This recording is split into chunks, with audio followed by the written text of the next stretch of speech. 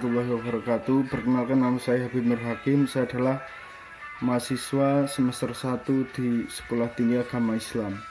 Pada video kali ini saya akan menerangkan sedikit tentang pemikiran-pemikiran filsafat postmodernisme. Perkembangan filsafat fenomenologi pada abad 20 yang mengkritik pendekatan matematis modernisme kemudian membawa pendekatan baru dalam estetika. Dalam fenomenologi, perhatian lebih diarahkan pada keberadaan subjek yang mempersepsikan objek daripada objek itu sendiri. Dan kata lain, ini dapat dikatakan sebagai pembuka kemungkinan subjektivitas. Hal ini menimbulkan kesadaran akan konteks ruang dan waktu, bahwa pengamat dari tempat yang berbeda akan memiliki standar penilaian yang berbeda. Demikian pula pengamat dari konsep waktu yang berbeda. Pemikiran inilah yang kemudian berkembang menjadi postmodernisme.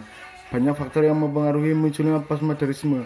Secara umum, yang dianggap sebagai titik awal lahirnya postmodernisme adalah filsafat Nietzschean, seperti penolakannya terhadap absolutisme filsafat barat dan sistem pemilikan tunggal. Menurut Sarup, postmodernisme adalah sebuah gerakan budaya yang awalnya terjadi di masyarakat barat tetapi menyebar ke seluruh dunia, khususnya di bidang seni.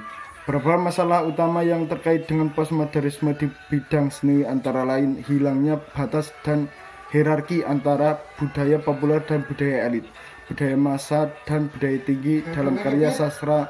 Misalnya hilangnya batas yang jelas antara seniman sebagai pencipta dan pembaca sebagai penerima, bahkan pengarang yang dianggap antonim.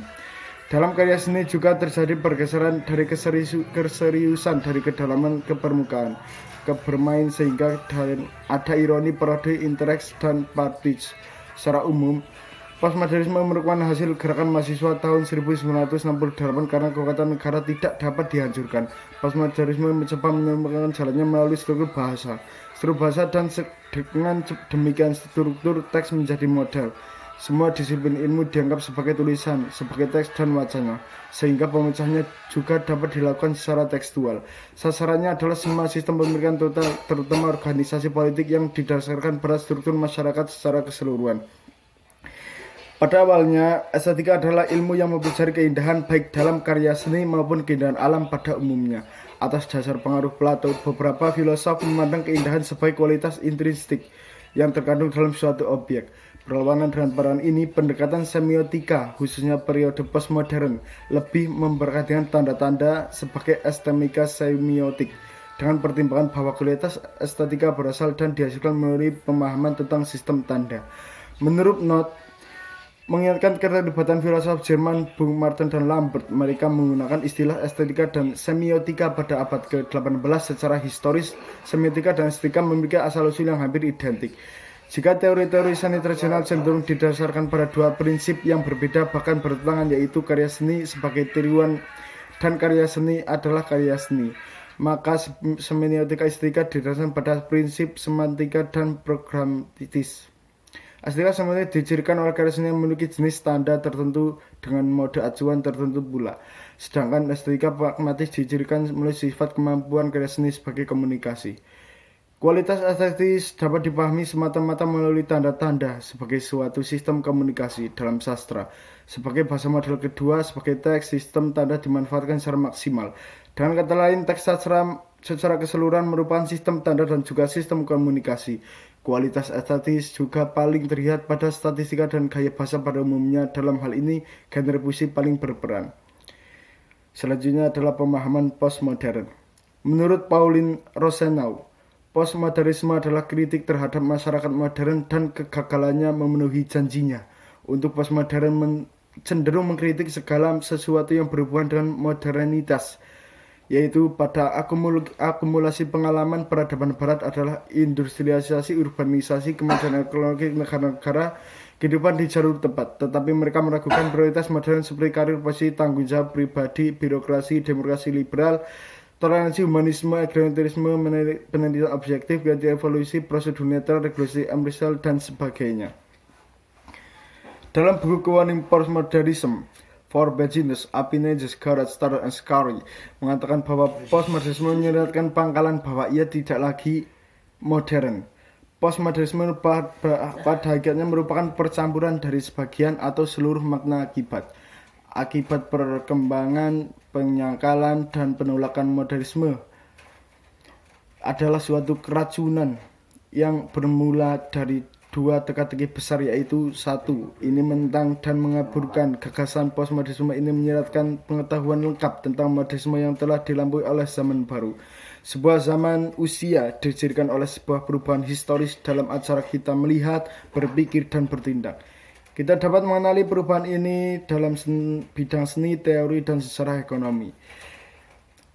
Selanjutnya ada ciri-ciri postmodernisme. Ada 8 karakter sosiologis postmodernisme yang menonjol, yaitu 1. Munculnya pemberontakan kritis terhadap banyak modernitas, memudahkan kepercayaan pada agama dan transgen atau metanarasi, dan penerimaan pandangan pluralis tentang relativitisme kebenaran. Yang kedua, ledakan industri media massa sedemikian rupa sehingga seperti perpanjangan dari sistem sensorik organ dan saraf kita yang pada gilirannya membuat dunia terasa kecil.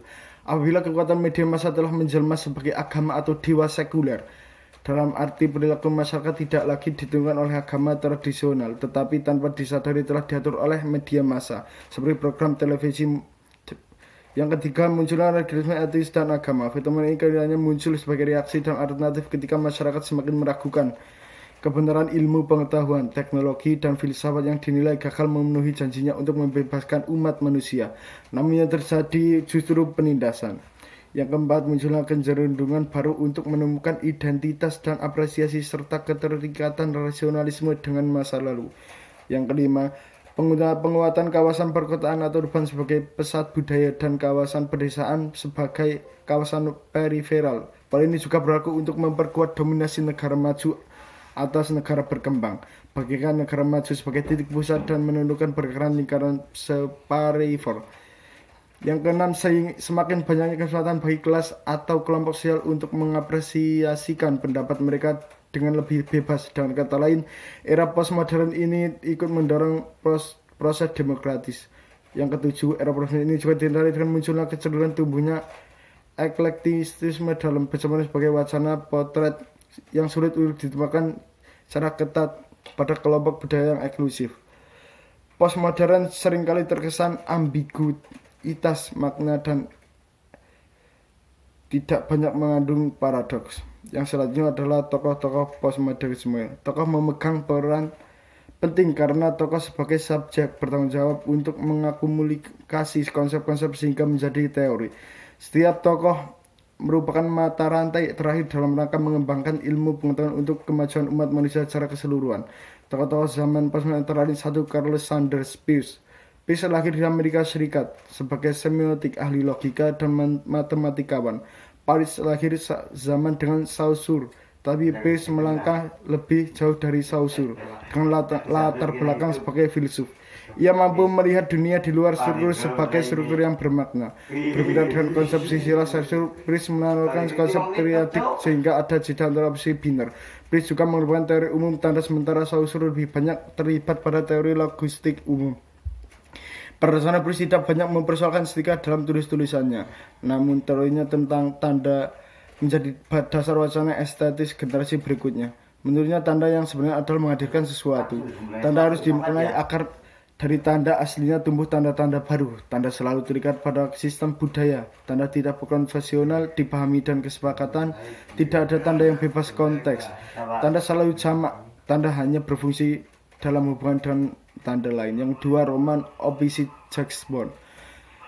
Jacques Bond adalah seorang ahli bahasa, tokoh sastra, dan semiotik kelahiran Rusia. Pusat perhatiannya adalah integritas bahasa dan sastra, sesuai dengan tulisannya yang berjudul Linguistics and Poetics. Jacques Bond menggambarkan hubungan tersebut dengan menyelesaikan 6 faktor bahasa dan 6 fungsi bahasa yang disebut fungsi puitis bahasa. Yang ketiga, Jan Mukasrovsky.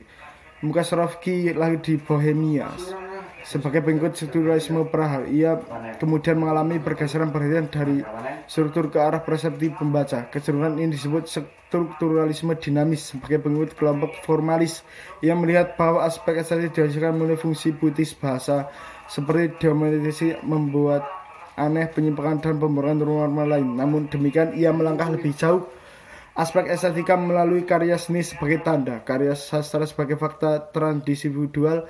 Singkatnya, karya sastra harus dipahami dalam kerangka konteks sosial aspek estetis yang terkait pada entitas sosial tertentu. Peran pentingnya adalah kemampuannya menampilkan dinamika antara totalitas karya dan totalitas pembaca sebagai responden. Ia membawa karya sastra sebagai dunia yang otonom tapi selalu dalam kaitannya dengan perubahan persepsi pembaca. Menurutnya, sebagai suatu struktur yang dinamis, karya sastra selalu berada dalam tengah antara pengarang, pembaca, realitas, dan karya itu sendiri. Yang nomor 4 adalah Hans Robert Jauss. Jauss lahir di Jerman, sastrawan dan budayawan abad pertengahan. Jauss ingin memperbarui cara-cara lama yang hanya menggambarkan aspek-aspek sejarah menjadi lebih hermeneutik. Namun di sisi lain, ia juga berupaya memperbarui kelemahan-kelemahan formalis yang murni asli dan kelompok Marxis yang murni faktual. Terutama tujuan Jauss adalah untuk mengungkapkan keseluruhan sejarah sastra tradisional yang dianggap bersifat teologis sehingga universal. Secara sastra lebih mementingkan sejarah nasional secara umum dan rangkaian periode. Konsekuensi logisnya adalah keterlibatan pembaca. Untuk menekankan peran pembaca ini, Jauss memperkenalkan konsep cakrawala harapan. Cakrawala harapan adalah mengasumsi harapan pembaca, cakrawala pembaca, citra dan muncul sebagai akibat dari proses pembaca sebelumnya. Dan demikian, nilai sebuah karya aspek estetis yang ditimbulkan tergantung pada hubungan antara unsur-unsur karya tersebut dan cakrawala harapan pembaca. Nomor 5, Juris Mikolovich Luthmann. Luthmann lahir di Rusia. Luthmann adalah seorang semiotis struktural, konsep ahli Rusia. Konsep dasar yang disajikan adalah peran bahasa sebagai sistem model pertama, serta sistem model kedua, seperti sastra, film, seni, musik, agama, dan mitos. Dalam sejarah sastra barat, Luthmann juga membedakan antara estetika identitas dan estetika oposisi. Estetika pertama adalah ciri khas cerita rakyat atau karya sastra lama, sedangkan estetika keduanya adalah ciri karya-karya romantisme, realisme, frontline, dan karya sastra modern. Menurut Luthmann, karya sastra bermutu tinggi adalah karya yang menawarkan banyak entropi, kaya akan ketidakpastian yang tinggi. Aspek estetis dicapai dengan adanya hubungan yang erat antara aspek semantik dengan aspek formal teks, sehingga dalam bahasa sehari-hari yang tidak memiliki makna menjadi bermakna. Tokoh selanjutnya adalah Roland Barthes. Barthes adalah seorang kritikus serta semiotik, terutama narator, berasal di Charleroi, Prancis. Barthes dan para pengikutnya menolak keras pandangan tradisional yang menganggap pengarang sebagai satu-satunya asal mula sebuah karya seni. Paradigma semacam ini telah dikemukakan oleh sekelompok strukturalis. Makna sebuah karya sastra terletak pada struktur dengan kualitas regulasinya. Melalui karya sastra memiliki kekuatan baru, memperoleh kebebasan khususnya introspeksi pembaca. Konsep lain yang dikemukakan adalah teks sebagai legible dan ditulis ulang. Teks tidak hanya sekedar untuk dibaca, tetapi juga ditulis. Pada entitas pembaca adalah penulis yang aktif, sedangkan pembaca pasif sebaliknya dengan penulis. Dengan asumsi bahwa pengarang berada dalam konstruksi anonimitas, pembaca yang aktif melalui aktivitas menulis. Yang satunya adalah Umberto Eco. Eco adalah seorang semiotik, kritikus, novelis, dan jurnalis lahir di Piedmont, Italia. Menurut Eco, semiotika dikaitkan dengan segala sesuatu yang berhubungan dengan tanda. Menurutnya, semua bidang dapat dikenal sebagai kode sejauh mengungkapkan fungsi estetis dari setiap elemen. Mirip dengan Peirce, aslinya dari sebuah tanda adalah kemampuannya untuk mempresentasikan sebuah tanda. Sebagai setiap kode memiliki konteks, setiap konteks sosiokultural. Oleh karena itu, teori tanda harus mampu menjelaskan mengapa sebuah tanda dimiliki banyak makna dan pada akhirnya bagaimana makna baru dapat terbentuk. Dalam hubungan inilah ia dibedakan menjadi dua elemen. Pertama, elemen yang dapat diatur dan diprediksi dengan kode seperti simbol dalam pengertian Peirce. Kedua ini adalah elemen yang tidak dapat dipisahkan dengan mudah. Demikian yang dapat saya jelaskan tentang